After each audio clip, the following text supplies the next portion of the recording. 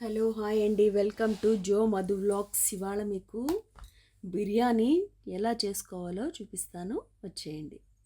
ముందుగా కడాయి పెట్టుకొని బాగా కొద్దిగా మందంగా ఉండేది తీసుకోండి. దాంట్లో ఒక 2 or 3 స్పూన్స్ నెయ్యి వేసి, నెయ్యిలోనే ఒక 3 స్పూన్స్ ఆయిల్ కూడా వేసి, తర్వాత క్యాష్యూస్, పట్ట, లవంగా నుంచి బిర్యానీ ఆకు, కొద్దిగా షాజీరా వేసి బాగా వేయించుకోవాలి. ఈ మసాలాలన్నీ కొద్దిగా దోరగా వేయించుకోవాలి, కొద్దిగా రెడ్డిష్గా రావాలన్నమాట. వస్తే మంచి ఫ్లేవర్ వస్తుంది మీకు దాంట్లో నుంచి. వేగిపోయాయి కదా, చూడండి ఇలాగ వేగాలి. వేగిన తర్వాత ఆనియన్స్, ఒక 2 ఆనియన్స్ పెద్ద సైజ్ తీసుకొని దాన్ని పొడవు చీలికల్లాగా కట్ చేసుకోవాలి. కట్ చేసుకొని దాంట్లోనే కొత్తిమీర, పుదీనా కొద్దిగా వేసేసుకొని బాగా ఫ్రై చేసుకోవాలి. ఇవి బాగా రెడ్డిష్గా రావాలి.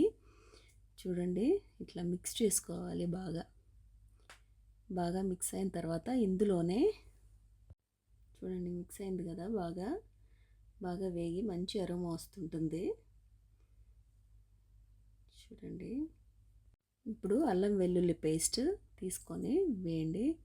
అల్లం వెల్లుల్లి పేస్ట్ కూడా బాగా వేయించుకోవాలి. చూడండి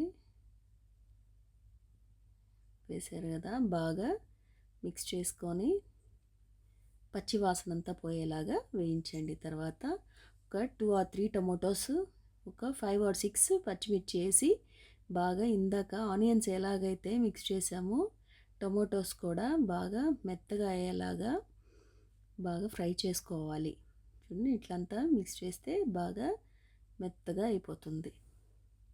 బిర్యానీ అందరు కుక్కర్లో చేస్తారు, కుక్కర్ కన్నా ఇలాగా సెపరేట్గా చేసుకుంటే టేస్ట్ బాగుంటుంది. ఇప్పుడు చికెన్ కూడా వేసేసుకుందాం. చికెన్ని ముందుగా పసుపు, ఉప్పు వేసి మ్యారినేట్ చేసి పెట్టుకున్నాం కదా, దాన్నే వేసేస్తాను. మొత్తం వేసేసి ఈ మసాలా అంతా చికెన్కి బాగా పట్టేలాగా వాటర్ వేయకుండా వేయించుకుందాము.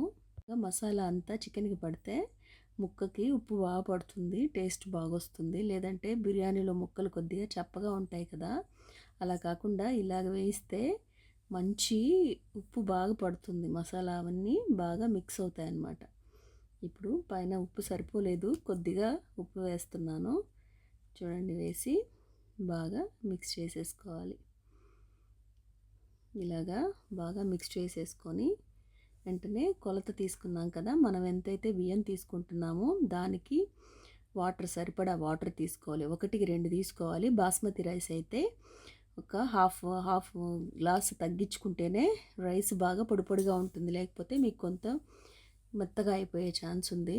ఇలాగా వాటర్ వేసేసుకొని, మేము 4 గ్లాసెస్ రైస్ తీసుకున్నాను, అందుకని 4 గ్లాసెస్ రైస్కి 7.5 వాటర్ తీసుకొని బాయిల్ చేసేసుకున్నాను. ఇప్పుడు బాయిల్ అయిపోయింది కదా, ఇప్పుడు బాస్మతి రైస్ని కూడా తీసుకొని నీళ్ళన్నీ గాలిచ్చేసి మొత్తం బియ్యాన్ని అంతా వేసేసుకోవాలి. ఈ విధంగా వేసుకున్నాం కదా. చూడండి ఇప్పుడు పైన కొద్దిగా పెరుగు వేస్తే, గడ్డ పెరుగు కొంచెం ఉడికేటప్పుడు వేయాలన్నమాట.